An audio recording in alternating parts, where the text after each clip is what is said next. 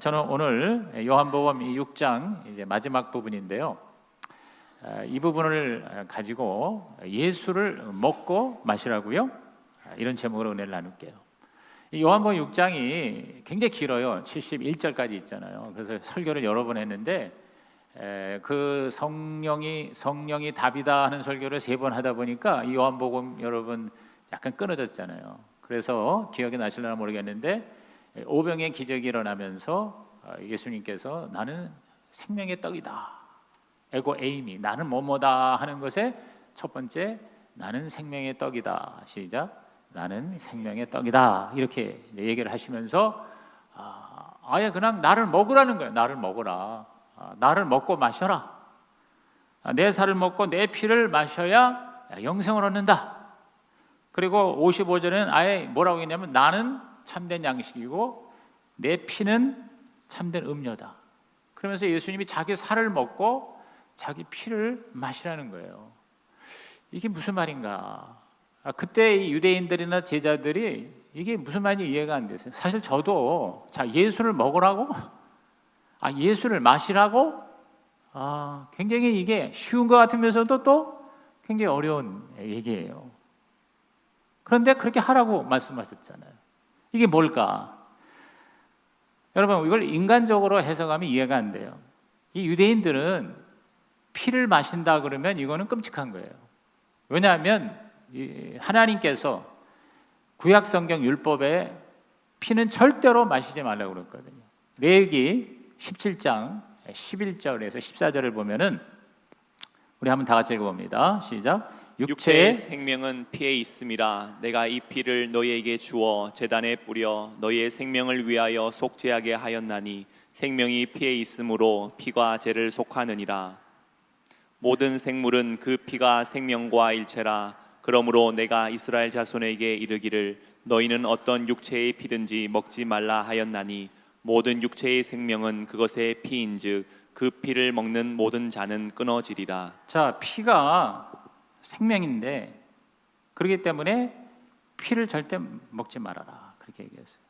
저와 여러분이 선짓국 좋아하는 분 계세요? 선짓국.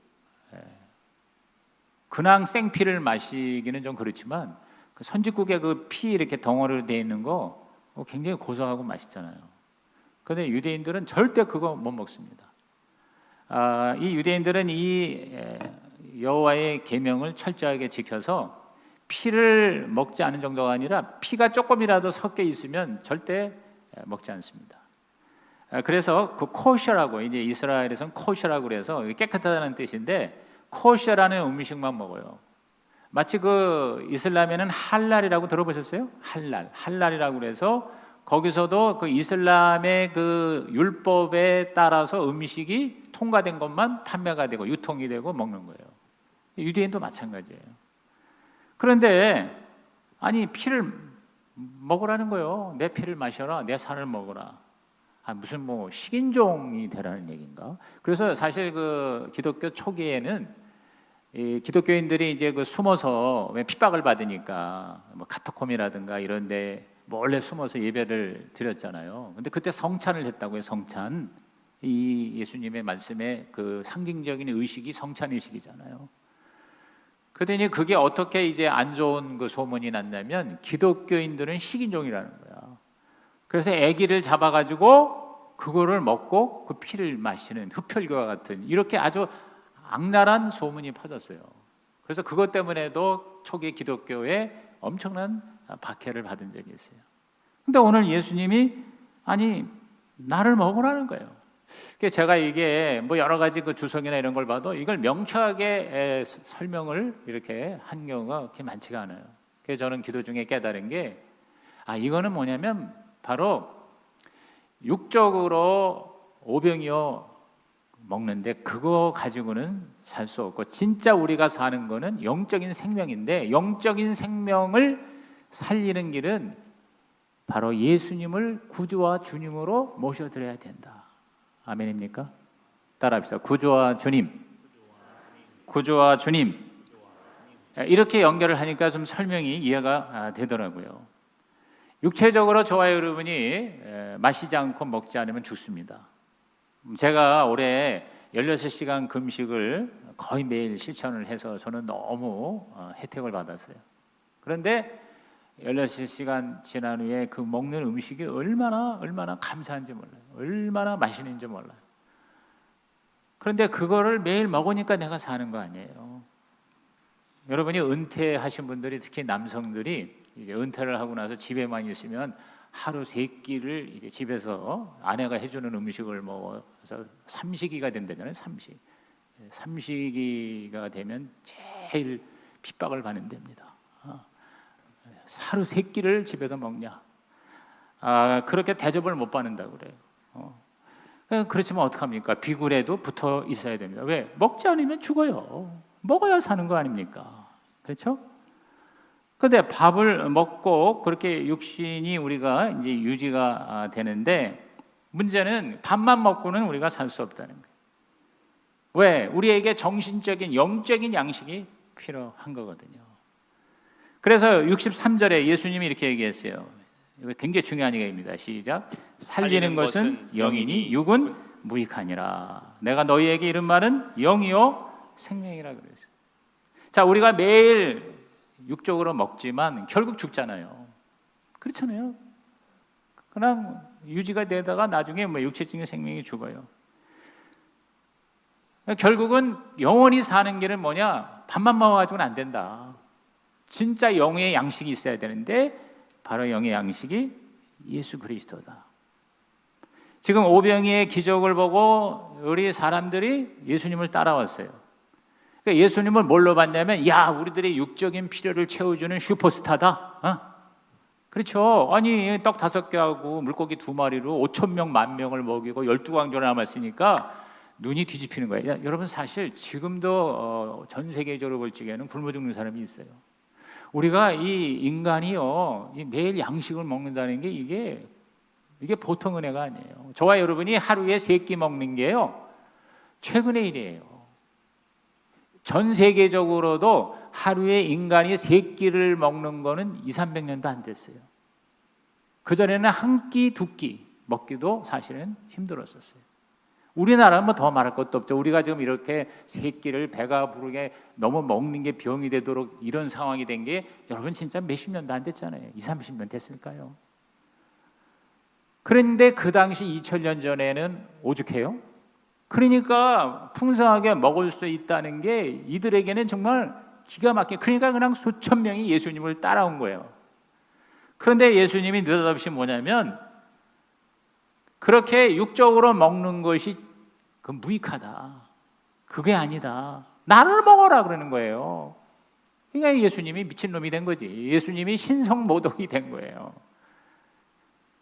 그러니까 예수님이 하시는 말씀은 뭐예요? 우리 인간이 여기서 밥 먹고 마시고 몇십 년 살다 가는 게 인생이 아니고, 진짜 인생은 뭐냐? 바로 영생을 얻는 것이다. 할렐루야. 영원한 하나님의 나라에서 하나님의 생명을 가지는 것이, 그게 진짜 인생이다. 그런데 그러려면 어떻게 되냐? 밥만 먹고 안 된다. 나를 먹어라. 그러면 예수가 뭐냐? 구주와 주님이다. 그래서 저는 깨달은 게 뭐냐면, 자, 피를 마시는 건 저는 예수를 구주로 영접하는 거예요. 죄를 사해 주시는 구주가 뭐예요? 구원자. 아들을 낳은 이름을 예수라 하라. 이는 자기 백성을 저희 죄에서 구원할 자입니다. 오직 저와 여러분의 인간의 가장 큰 문제는 굶주리는 게 아니라 이 죄의 문제를 해결해야 되는데, 죄 문제를 해결하는 길은 예수를 구주로 영접하고, 또 영접하는 것으로 끝나는 게 아니라 끊임없이 예수님으로 말미암아 우리의 이 죄의 문제를 해결을 하라는 거예요. 왜? 예수의 피가 바로 저와 여러분의 죄를 깨끗하게 하는 하나님의 언약의 피거든요. 예수께서 이 성찬을, 최후의 만찬을 시작하시면서 고린도전서 11장 24절 25절에 이렇게 제자들에게 말하죠. 읽어볼까요?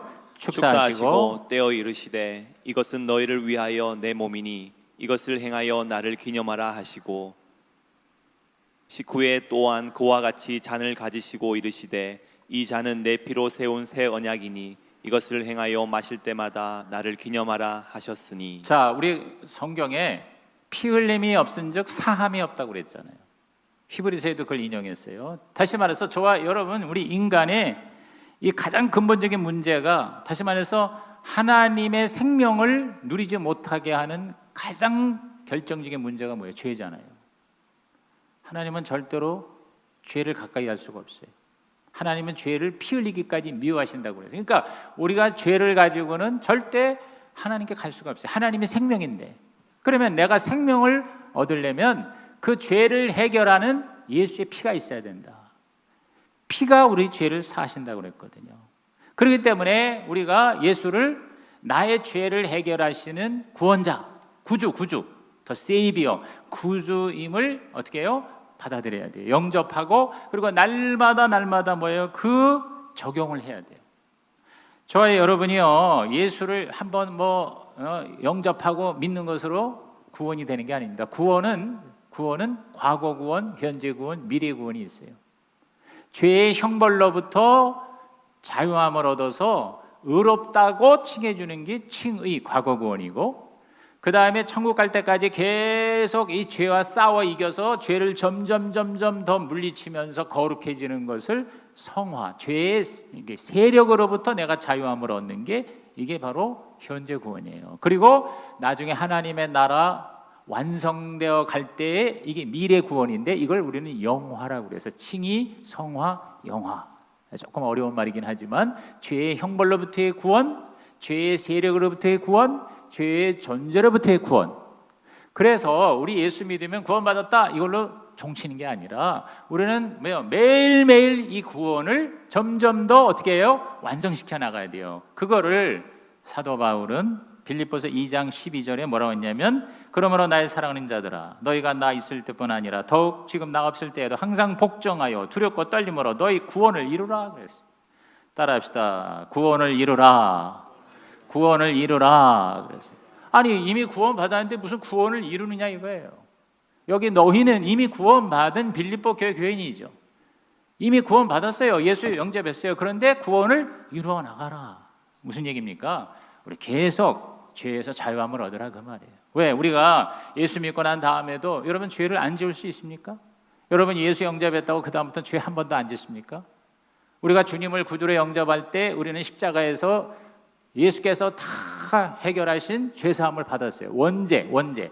이 죄인으로 태어난 이 유전적인 원죄를 다 용서받았어요. 믿으시면 아멘 하시기 바랍니다. 그 다음에 그때까지 지은 모든 자범죄라는 게 뭐냐면 스스로 자기가 짓는 죄예요. 태어나서 그것도 다 용서받았어요. 그런데 예수 믿고 나서도 계속 우리는 어떻게 해요?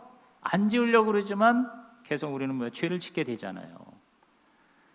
이 나도 모르게 또는 의식적으로 어쩔 수 없이 짓는 죄가 있잖아요. 이 죄 때문에 하나님의 생명이 나한테 계속 유입이 돼야 되는데 들어오질 못하는 겁니다. 그래서 이사야 59장 1절 2절에 보면은 여호와의 손이 짧아서 구원하지 못하심도 아니고 귀가 둔하여 듣지 못하심도 아니라, 우리 2절 시작. 오직 너희 죄악이 너희와 너희 하나님 사이를 갈라놓았고 너희 죄가 그의 얼굴을 가리어서 너희에게서 듣지 않으시게 하매니라. 아무리 기도해도 응답이 안 돼. 하나님이 안 들으시는 거예요. 그리고 하나님의 생명이 계속 들어와서 하나님의 자녀답게 살아야 되는데, 여기 너희는 뭐냐면 하나님 안 믿는 사람이 아니에요. 이스라엘 백성이에요. 오늘로 말하면 교인이에요.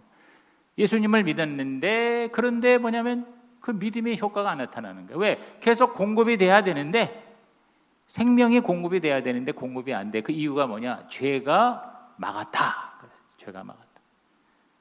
제가 얼마 전에 수도꼭지를 트는데 수돗물이 안 나와. 조금씩밖에 안 나와.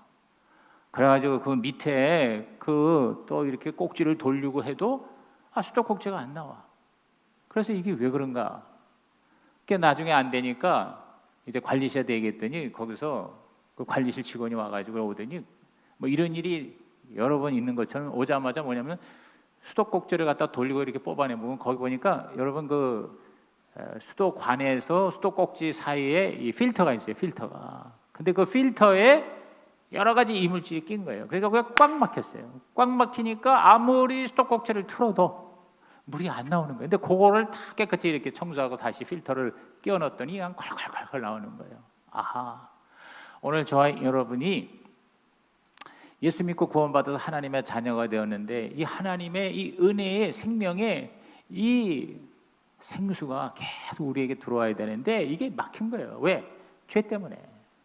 여러분, 우리가 얼마나 알게 모르게 죄를 짓습니까? 분노하고 걱정하고 염려하고 미워하고 불평하고 이런 게 다 뭐예요? 하나님 앞에 죄예요. 좀 더 적극적으로 말한다면 하나님의 뜻대로 살지 못한 게 다 죄 아니겠습니까? 오죽하면 사무엘이 뭐라고 그랬어요? 내가 하나님 앞에 무슨 죄를 얘기했어요? 기도하기를 쉬는 죄를 범하지 않기를 원합니다. 여러분, 우리가 이 구원을 받아서 점점 거룩해지는 거는 뭘 얘기하는 거 아니에요? 죄에 대해서 민감해지는 거예요. 민감해. 죄에 대해서 죄책감으로 시달리라는 게 아니라 정말 하나님의 뜻대로 살아야 되는데 뜻대로 살지 못한 거에 대해서 하나님 앞에 늘 뭐냐면 우리 자신을 반성하는 거예요. 그 죄를 인정하고 그걸 고백하고 그게 바로 예배고 그게 여러분의 경건의 시간이고 그게 바로 여러분의 기도 시간이 돼야 된다. 그래서 그 죄를 하나님 앞에 자백하고 고백하고 씻음 받는 것이 예수의 피를 마시는 것이 아니겠나. 동의하시면 아멘 하시기 바랍니다. 그래서 요한일서 1장 8절 9절에 죄가 없다 그러면 스스로 속이는 자다 그랬어요. 저와 여러분은요 죽을 때까지 이 죄성을 벗어날 수가 없어요. 이걸 싸워서 이겨야 되는 거예요. 근데 내 힘으로 안 돼요. 죄 사하해 주시는 예수의 피로, 예수의 피의 권세와 권능으로 저와 여러분은 죄 사함을 받아. 자, 9절에 뭐라고 했습니까? 다 같이 시작. 만일 우리가 우리 죄를 자백하면 그는 미쁘시고 의로우사 우리 죄를 사하시며 우리를 모든 불의에서 깨끗하게 하실 것이요. 우리를 모든 불의에서 깨끗하게 한다. 그게 생명이라는 거죠. 그게 저와 여러분의 영이 사는 길이라는 거죠. 그러므로 여러분께서 항상 예수의 피를 마셔야 돼요. 늘 하나님 앞에 나가서 예수님의 피로 내 죄사함을 받는 확신을 가지고 자유함을 누리시기를 주님의 이름으로 축원합니다. 그럴 때 하나님의 우리에게 주시는 그 생명력이, 능력이, 은혜가 더 큰 은혜입니다. 더 큰 은혜. 갈수록 우리는 진짜 은혜를 여러분은 받아 누리고 진짜 예수 믿는 것이 너무너무 감사하고 행복하고 기가 막히게 좋은 인생이 되시기를 주의 이름으로 축복합니다. 예수의 피를 마시는 거예요. 특별히 하나님 앞에 기도하고요. 하나님 앞에 점점 여러분이 막힌 것이 뚫어지는 이게 예수의 피를 마시는 것이다. 그 다음에 예수의 살을 먹는 게 뭘까? 저는 이게 바로 주님으로 날마다 예수님을 모셔드리는 거예요. 구주는 죄를 속죄해 주시는 분이라면 주님은 나를 책임져 주시는 분이에요. 말 그대로 예수가 나의 The Lord가 되는 거예요. 주인님이 되는 거예요. 주인님이. 나는 이제 점점 없어지고 점점 예수 그리스도가 나를 지배하시고 나를 다스리시고 나를 책임져 주시고 나를 이끌어 주시는 The Lord로 주님으로 날마다 주님을 만나는 것이 바로 주님의 살을 먹는 것이다. 여러분, 음식을 먹어야 힘이 나잖아요. 그렇죠? 마찬가지로 영적으로도 저와 여러분은 주님의 힘이 필요한 거예요. 내 힘으로는 살아갈 수가 없어요. 그래서 예수님이 나의 주님이십니다. 나를 도와주세요. 나를 붙잡아 주세요. 나를 책임져 주세요. 나는 내가 아니라 주님이 내 인생의 운전대를 잡아주세요. 내가 사는 게 아니라 예수가 살게 해주세요. 할렐루야. 이게 바로 예수님을 먹는 것이다. 그래서 바울이 갈라디아서 2장 20절에 자신의 정체성에 대해서 저와 여러분이 어떠한 삶을 살아야 할 것인가에 대해서 기가 막히게 말씀하셨습니다. 이 갈라디아서 2장 20절은요 예수 믿고 구원받은 저와 여러분의 자화상이에요. 우리 다 같이 시작. 내가 그리스도와 함께 십자가에 못 박혔나니 그런즉 이제는 내가 사는 것이 아니요 오직 내 안에 그리스도께서 사시는 것이라. 이제 내가 육체 가운데 사는 것은 나를 사랑하사 나를 위하여 자기 자신을 버리신 하나님의 아들을 믿는 믿음 안에서 사는 것이라. 야, 이게 멋있는 고백 아닙니까? 이제 내가 사는 게 아니라 내 안에 그리스도가 사는 것이다. 그리고 그 그리스도를 믿는 믿음 안에서 사는 것이라. 우리가 예수를 믿는다는 건 뭐냐면 점점 나는 죽고 예수가 사는 거예요. 그거를 늘 의식하고 의지하는 것이 그게 바로 뭐예요? 예수를 믿는 믿음이고 예수를 먹고 마시는 것이다. 그래서 53절에 내가 진실로 진실로 이르노니 인자의 살을 먹지 아니하고 인자의 피를 마시지 아니하면 너희 속에 생명이 없느니라. 56절에 내 살을 먹고 내 피를 마시는 자는 내 안에 거하고 나도 그의 안에 거한다. 그러니까 예수하고 나하고 점점 섞이는 거예요. 섞이는 거, 하나가 되는 거예요. 그래서 제가 이걸 이렇게 한번 정해 봤어요. 예수를 먹고 마시라는 게 뭐냐면 예수님이 내 피가 되고 살이 되는 거구나. 예수님이 내 피가 되고 살이 된다. 우리가 보통 그렇잖아요. 적극적으로 내 것으로 하는 걸 뭐라고 그래요? 피가 되고 살이 된다 그러잖아요. 그렇죠? 그런데 육적으로 우리의 음식을 먹을 때 그 음식이 나의 피가 되고 살이 되듯이 자꾸만 예수님을 내가 인정하고 의식하고 모셔드리고 예수님을 내가 초청하고 예수님 뜻대로 살면 예수가 내 피가 되고 살이 되는구나. 그게 바로 예수가 내 안에 내가 예수 안에 또 나는 죽고 예수가 사는. 그래서 57절에 뭐라고 했어요? 살아계신 아버지께서 나를 보내심에 내가 아버지로 사는 것 같이 나를 먹는 그 사람도 나로 말미암아 살리라. 저는 여기서 너무 은혜를 받은 거예요. 예수님이 철저하게 아버지로 말미암아 살았어요. 하나님 뜻대로만 살아. 하나님이 하라면 하고 하지 말라면 안 하는 거예요. 그래서 예수가 된 거예요.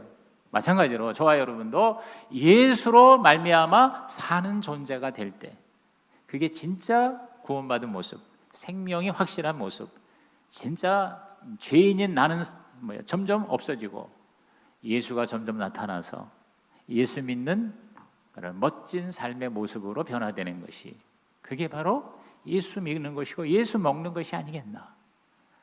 그래서 여러분 다 잊어먹어도 이렇게 한번 생각하면 좋을 것 같아요. 따라합시다. 예수로 살겠습니다. 예수가 내 피가 되고 예수가 내 살이 됩니다. 여러분 정말 이게 저와 여러분의 슬로건이 됐으면 좋겠어요. 예수님이 내 피가 되고 살이 되게 하옵소서. 시작. 예수님이 내 피가 되고 살이 되게 하옵소서. 그걸 내가 내가 의식하고 내가 그걸 실천하고 내가 그걸 자꾸만 의지하는 거예요. 여러분 믿음이라는 게 몇 시점이다 해서 믿는 게 아니에요. 여러분이 끊임없이 하나님의 말씀, 하나님의 우리에게 주신 음성을 의식하고 예수님을 날마다 생각하고 바라보고 의식하고 그 다음에 의지하는 거예요. 내 힘으로 안 되니까 나를 도와주세요.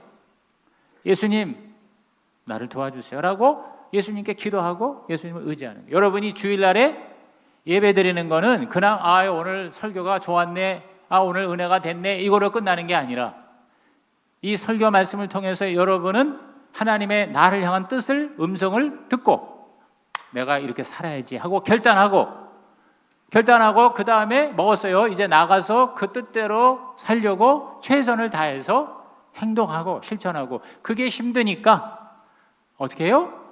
도와주세요. 주님이 내 인생의 운전대 잡아주세요. 나를 이끌어주세요 라고 예수님께 의지하는 거죠. 그렇죠? 그렇게 살면서 금요일날 목장에 모여서 내가 일주일 동안 하나님 주일 주신 말씀대로 살았더니 내가 이렇게 바뀌었어요.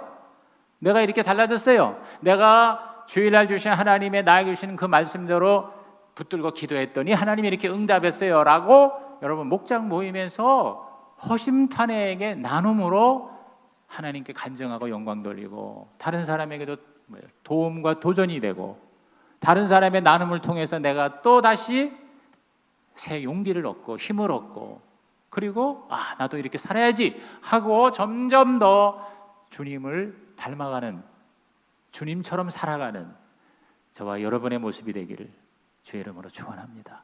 그게 예수님을 먹고 마시는 게 아니겠나. 여러분도 그렇게 느껴지시면 아멘 하시기 바랍니다. 아멘입니까? 자, 이런 얘기를 했더니 이 듣는 사람들의 반응이 세 가지로 나타났다는 게 이제 마지막 부분이에요. 첫째가 뭐냐면요, 이게 걸림돌이 돼가지고 떠나버렸어요.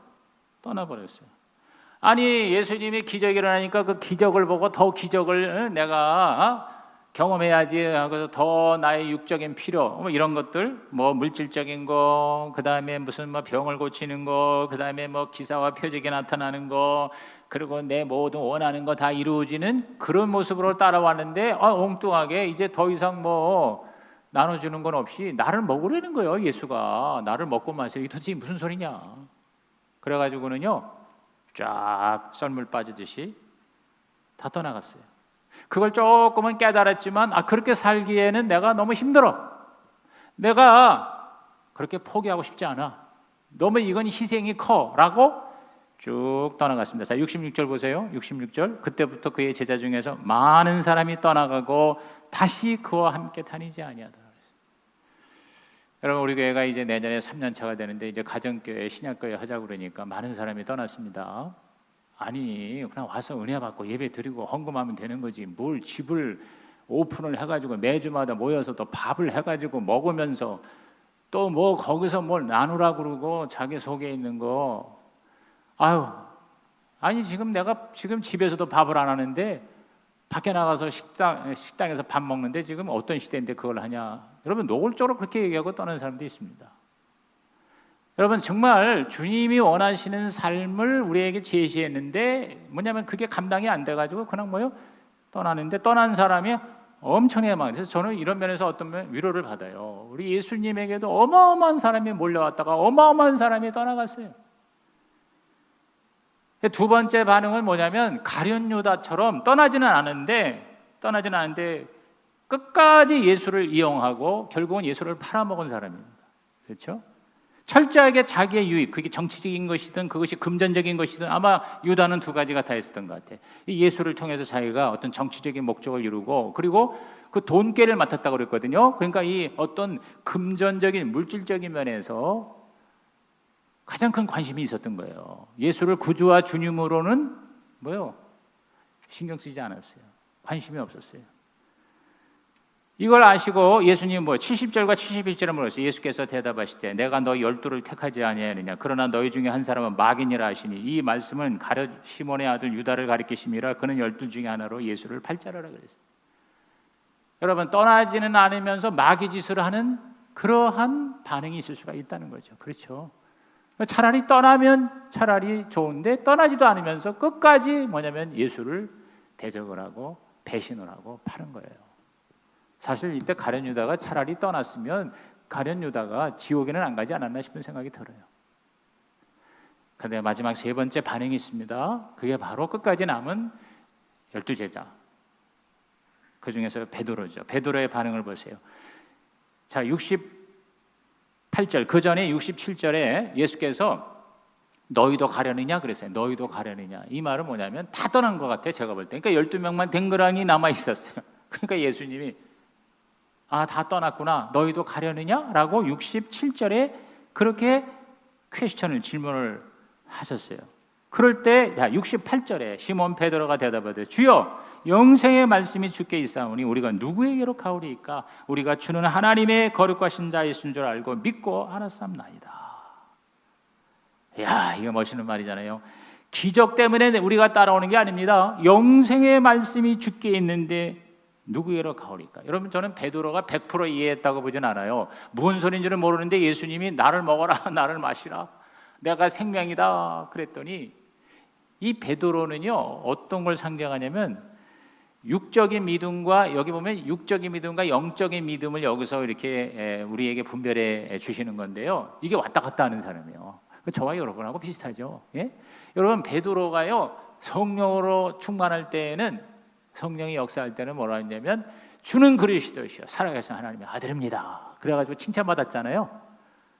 이건 네가 한 게 아니고 성령이 한 거야 그러셨어. 그랬는데 조금 있다가 바로 그 직후에 뭐라 했냐면 예수가 이제 내가 십자가에 죽으러 간다 했더니 아이고 무슨 말입니까? 죽으면 안 돼요. 죽으면 안 돼요. 절대 우리 당신을 죽게 할 수 없어요. 그랬더니 예수께서 돌아보시면서 사탄아 물러가라 그랬거든요. 아버지의 뜻을 네가 거스려느냐 그래요. 그러니까 베드로가 이게 업다운이 심해요. 그러니까 성령이 역사할 때는 영적인 믿음이었는데 성령이 떠나실 때에는 육적인 믿음이었었어요. 그러나 그는 기적을 처음에 보고 따랐지만 점점 갈수록 말씀을 의지하는 믿음으로 변화되더니 궁극적으로 완전 변화된 것은 언제냐? 나중에 오순절 성령 강림 후에요. 여러분, 예수님 죽을 때에도 제자들 떠나갔죠. 베드로는 3번 부인했죠. 예수님 부활한 다음에도 제자들은 의심하고 막 그랬었어요. 그런데 성령 오순절 임할 때에 그때 완전히 달라졌어요. 베드로뿐만 아니라 모든 제자들이 다 어마어마한 예수의 제자가 되고 사도가 됐잖아요. 그래서 진짜 순교할 정도로 순교 다 하면서 철저하게 이제 주님을, 예수를 하나님으로 그리고 구주와 주님으로 모시면서 살았지 않습니까? 예수를 완전히 먹은 거예요. 여러분, 성령 충만은 예수 충만이에요. 저와 여러분이 예수를 계속 먹다 보니까 내 안에 점점 예수가 충만해져서 그게 성령 충만이다. 그래서 그때부터는 진짜 하나님의 뜻이 나한테 손해가 나는 것 같아도 끝까지 따라가고, 그게 결국은 나중에 나를 위한 최고의 선택이라는 놀라운 간증이 오늘 저와 여러분에게, 예수를 먹고 마시는 여러분에게 임하시기를 주님의 이름으로 축복합니다. 하나님 아버지, 오늘 2부 예배자들이 이 말씀을 듣고 하나님 앞에 더 예수를 먹고 마시기로 결단하게 하여 주시고 실천하게 하여 주시고 의지하게 하여 주시옵소서. 예수님의 이름으로 기도하옵나이다.